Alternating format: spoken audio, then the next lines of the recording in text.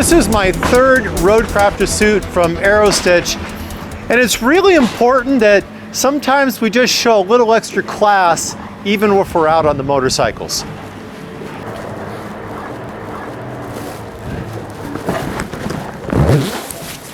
Even here at the Bond and Bevel Coffee House, you just have to have a little class.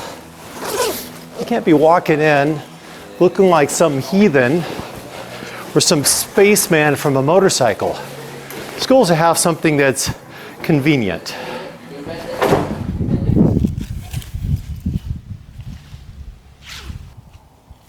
There's no place better to do a review on an Aerostich than when it's really friggin' cold and snowy, because these are hand built in the US in Duluth, Minnesota. So this suit is from 2015. I've been wearing it. It's one of my favorite all-time suits. Let me give you a little rundown on it if you've never seen one of these. It's 500 denier Cordura, and it's a Gore-Tex line suit. This one's custom fitted because they hand make all of them. The armor is not CE rated because of the shape, not because of the impact. So it passes all the impact related. But here's what makes the Aerostich amazing. This is a two-piece suit. So you have the jacket that zips onto the pants, and then the pants zip all the way out.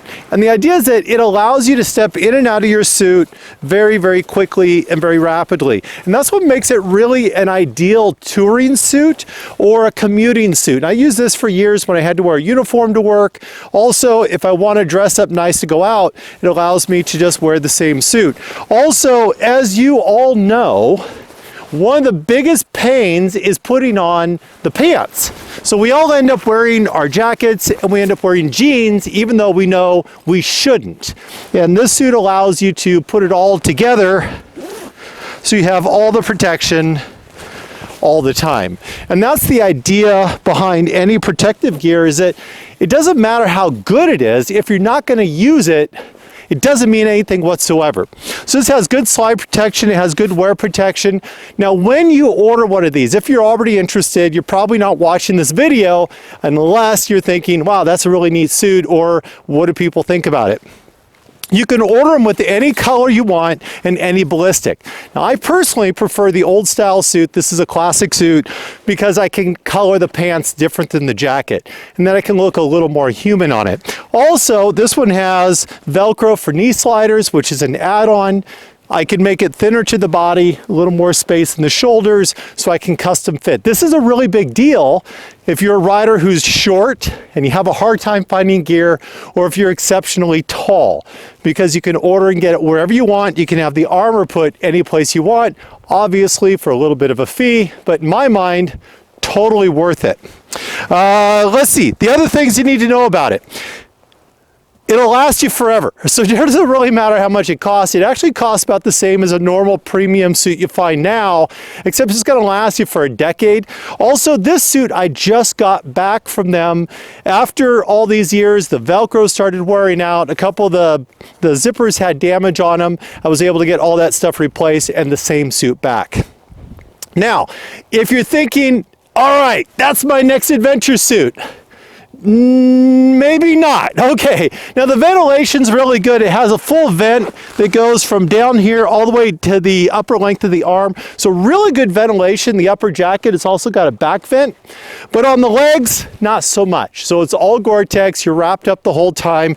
Also, because the zipper runs up on the inside of the leg, that means that this zipper and this all gets damaged if we're wearing adventure boots or if we're riding off-road where we're clamped in tight to the bike, we can damage that zipper. So having the zipper on the outside is a much better design or a consideration if you're going to be doing adventure riding. Now, if you're touring, riding down some gravel roads, not so big a problem. But this is my go-to suit for commuting, for being out on the street. I can have pockets added in, you got reflective on the back, you can add patches on the side.